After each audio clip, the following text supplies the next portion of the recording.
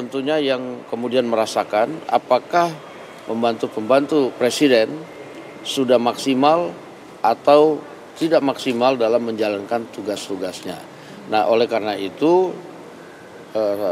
presiden yang mempunyai hak prerogatif kita serahkan kepada presiden. Ya, saya pikir kan Pak Prabowo itu kan orangnya terbuka. Kalau dia sudah bicara terbuka, artinya itu adalah warning kepada pembantu-pembantunya, yaitu menteri, untuk kemudian melakukan evaluasi secara internal di kementerian masing-masing.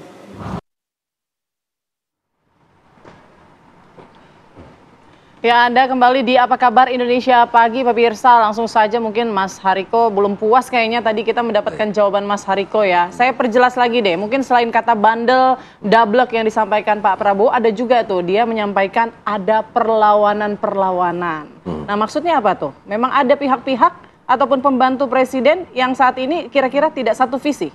Iya, hari ini tidak ada visi menteri, semuanya mengacu kepada visi presiden. Mengenai perlawanan itu sudah disampaikan oleh Presiden kita Bapak Prabowo Subianto di hari pertama pelantikan. Jadi ketika Presiden mengatakan saya meminta kepada seluruh aparat penegak hukum untuk mencegah dan memberantas korupsi, narkoba, judi online, penyelundupan. Kan ini contoh ya. Hari ini kita pemerintah sudah mendeteksi ada 351 titik penyelundupan. Tentu akan ada perlawanan dari orang-orang yang tidak ingin Indonesia ini bersih, tidak ingin Indonesia ini bebas dari judi online. Berarti eksternal kabinet ya? Penyelundupan. Maksudnya ya? Ya, akan selalu ada perlawanan dan Presiden sudah mengatakan sejak awal, itulah mengapa Presiden mengatakan di Magelang kepada Ibu dan Bapak kita anggota Kabinet Merah Putih, tidak perlu setia kepada Prabowo Subianto, tapi setialah kepada bangsa dan negara.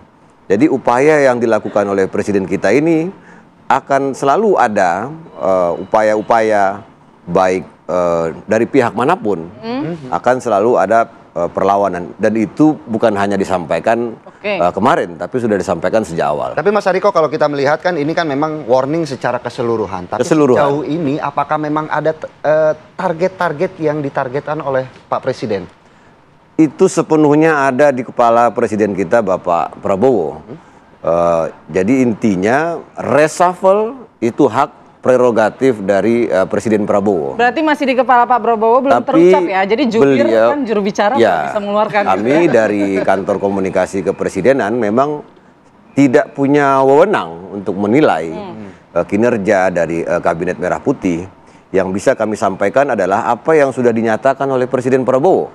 Dan Presiden sudah mengatakan kemarin mengucapkan terima kasih kepada seluruh anggota Kabinet Merah Putih yang sudah bekerja dengan baik, dan kemudian juga Presiden mengucapkan terima kasih kepada seluruh masyarakat, dan kita mendapatkan 90% keyakinan masyarakat, ini terbesar dalam sejarah, kemudian 80% kepuasan, tetapi Presiden mengatakan kita jangan terlena, maka tanggal 10 Februari besok itu ada namanya program terbesar dalam sejarah Indonesia. Dan ini belum pernah, yaitu namanya cek kesehatan gratis untuk seluruh sumber daya manusia. Dan itu cek kesehatan kan mahal tuh, ada 1 juta, 2 juta, 3 juta. Ini yang sekarang semuanya yang ulang tahun itu kan, makanya sekarang ada budaya baru di kita. Kalau Mas Philip sama Mbak Putri ulang tahun, ucapannya ada tambahannya. Selamat ulang tahun dan jangan lupa cek kesehatan.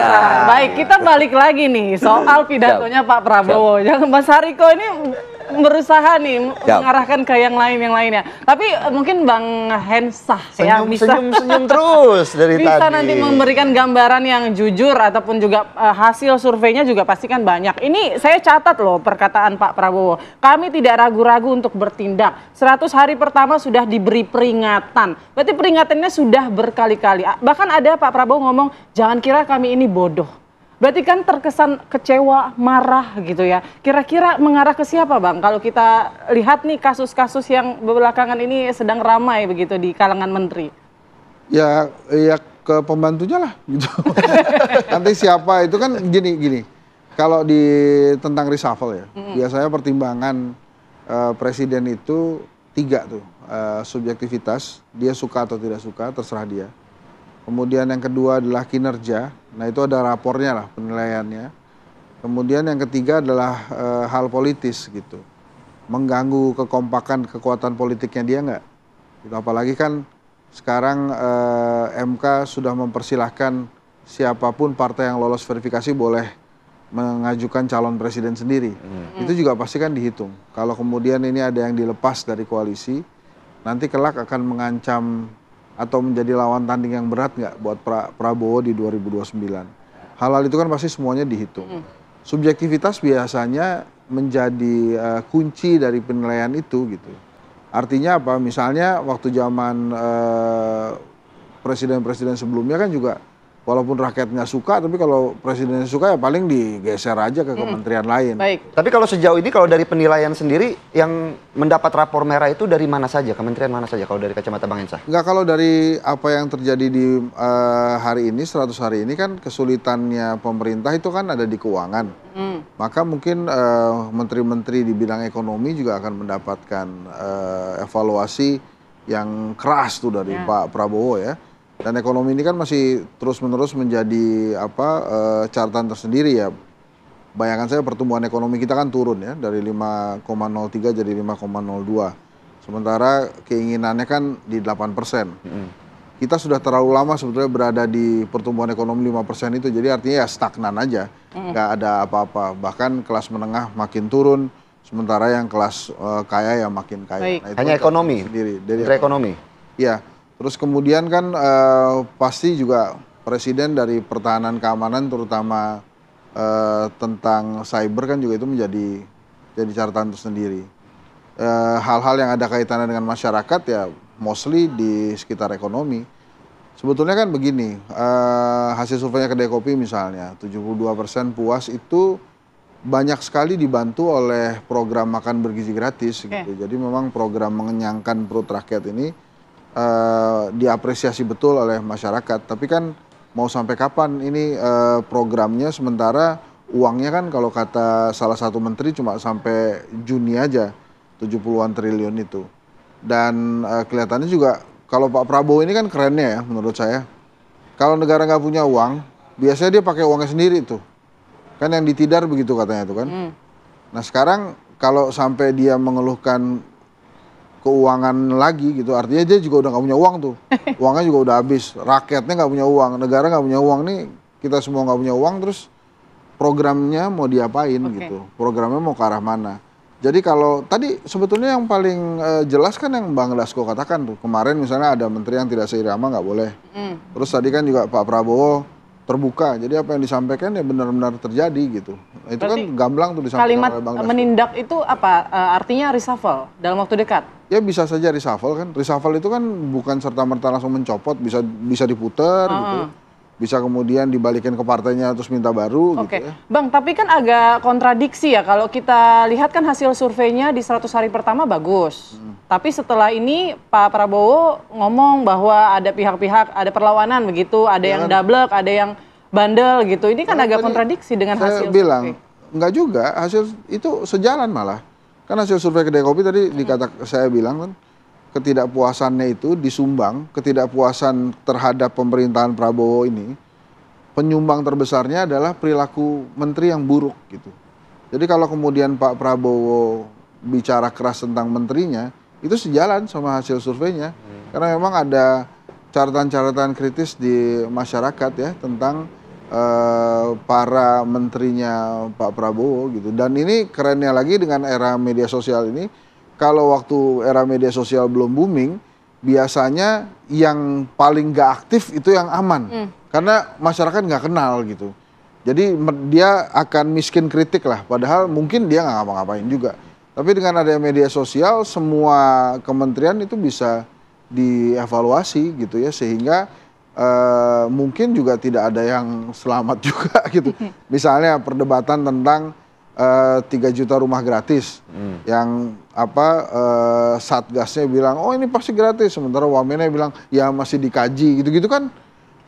Nggak kompak dicatat. ya? Iya pasti kan dicatat. Apa nggak kompromi apa gimana? Nggak, karena begini juga sih, Wamen itu kan muncul di eranya Pak SBY ya.